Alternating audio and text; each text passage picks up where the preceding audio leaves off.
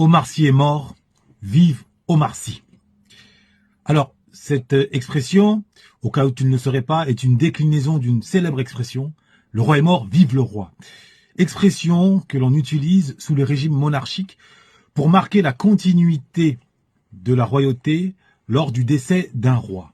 Et il se trouve, tiens-toi bien, que s'il y a bien une personne qui mérite que cette expression lui soit appliquée, c'est bel et bien Omar Sy. Dans la mesure où, à travers la polémique au cœur duquel il se trouve actuellement, que nous a-t-il montré? Quelles leçons nous a-t-il transmises? Il nous a montré qu'il était possible, en répondant ainsi à la question de Shakespeare, être ou ne pas être, qu'il était possible d'être et ne plus être, qu'il était possible d'avoir été et de devenir quelqu'un d'autre. Étant donné que, si on veut être lucide, si on veut être objectif, on est forcé de constater que pendant longtemps, Omar Sy a été Diabon Banania. Omar Sy a été l'afro-blédard qui a deux neurones avec son compère Fred. Alors écoutez, François, chacun reste dans ses compétences. Hein. Vous, c'est le ménage, moi, c'est l'économie, d'accord? Donc tout ça ne vous regarde plus puisque vous n'êtes plus des nôtres désormais. D'accord. Et pour combien de temps, en fait? Ah ben, c'est définitif, c'est valable à partir de maintenant jusqu'au décès, comme on dit. Ah oui, d'accord, ouais. D'accord. Omar Sy a été le faire-valoir. Omar Sy a été l'incarnation du complexe d'infériorité. Et aujourd'hui, que ce soit dans le rôle qu'il occupe, qu'il campe dans Tirailleurs, ou même dans sa déclaration dans Le Parisien, il est tout autre. Il est Omar Sy Sékou Touré. Il est Omar Sy Patrice Lumumba. Il est Omar Sy Marcus Garvey. En un mot, il est Omar Sy l'afro-noble, digne héritier de l'afro-noblesse, conscient du devoir de mémoire qui pèse sur lui, qui s'est redressé, qui ne se contente plus de dire Amen, qui ne se contente plus de penser à son frigo, mais qui pense à son devoir suprême, celui de représenter haut, fort, avec noblesse, les siens. Donc rien que pour ça, ça mérite une acclamation, ça mérite une standing ovation, ça mériterait presque même une statue. Omar Sy, Diabon Banania est mort, vive Omar Sy, l'afro-noble. Finalement, c'est pas vraiment ce que je dis, le problème, je le vois bien, c'est ce que je suis et ce que je suis en train de devenir. Et la répercussion, la conséquence de ce changement inattendu, ce n'était pas prévu, n'est-ce pas? Ça a été quoi? Eh bien, on a vu un masque tomber. Le masque d'une partie, que porte une partie de la France. Je dis bien une partie de la France, il ne s'agit pas de généraliser. La France, dans son histoire, notamment au XXe siècle, a été à la fois la France du maréchal Pétain, la France des collaborations, et la France de la résistance. Et en l'occurrence, la France du maréchal Pétain n'est rien d'autre qu'une France racialiste, qui existe encore aujourd'hui.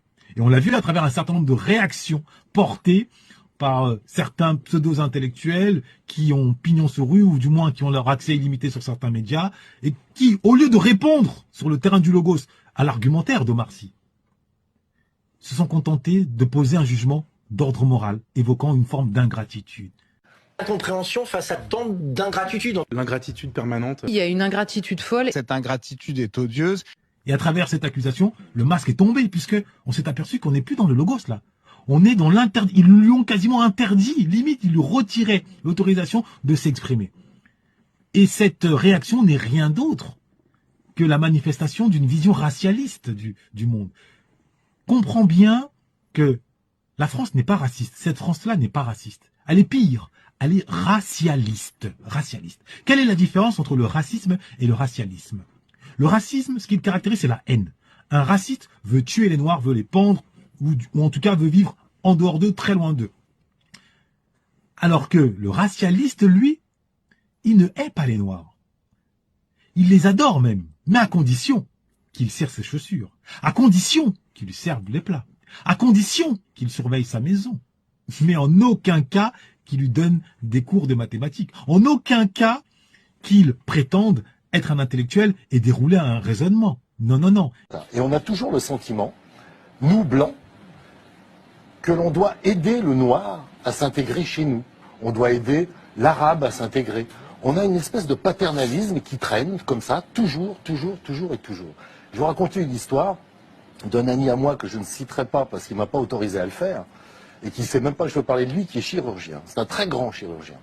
Il change le cœur et les poumons des gens. Il se trouve qu'il est algérien. Il a fait ses études en France. Et on le laisse faire son travail de chirurgien tant qu'il opère. Lorsqu'il demande à être entendu, à être professeur, à dire, par exemple, on pourrait faire fonctionner l'hôpital différemment, on lui fait comprendre qu'en tant qu'Algérien et en tant qu'homme accueilli chez nous, il faut qu'il la ferme. C'est un peu comme s'il travaillait dans un garage, on lui dit, tu sais réparer les bagnoles, mais tu dirigeras jamais le garage. Et la France en est encore là. Et cette vision racialiste-là, qui avait toute autorité pendant 2 siècles, notamment déclenchée par un certain Arthur de Gobineau en 1852 à travers son ouvrage, a été enterrée au lendemain de la Seconde Guerre mondiale, puisqu'elle a été aussi à l'origine de la Shoah. Eh bien, figure-toi que cette vision du monde a été déterrée dans les années 60-70, dans les milieux universitaires, très loin des caméras.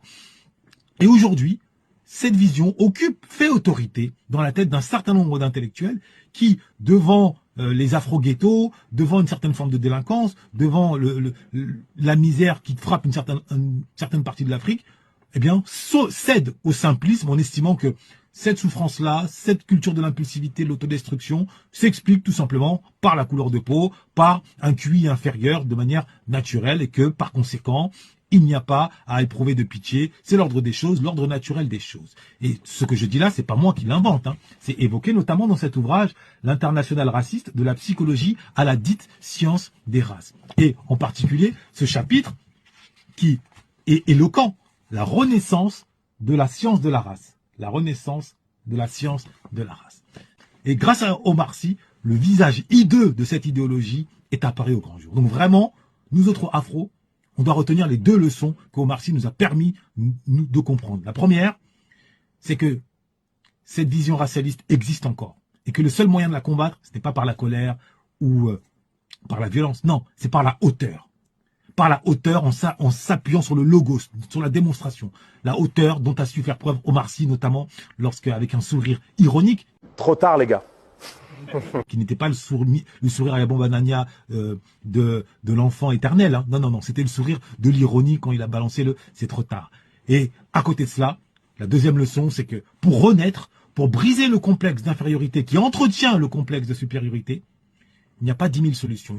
Il ne faut pas demander à l'autre de ne plus se sentir supérieur. Non, il convient, nous, de puiser cette force dans notre panthéon, dans notre histoire, à travers les figures héroïques qui ont marqué notre histoire, très loin des chaînes de l'esclavage, très loin de la soumission yabombananiesque. Et Dieu sait que des héros de cette trempe, nous n'en manquons pas.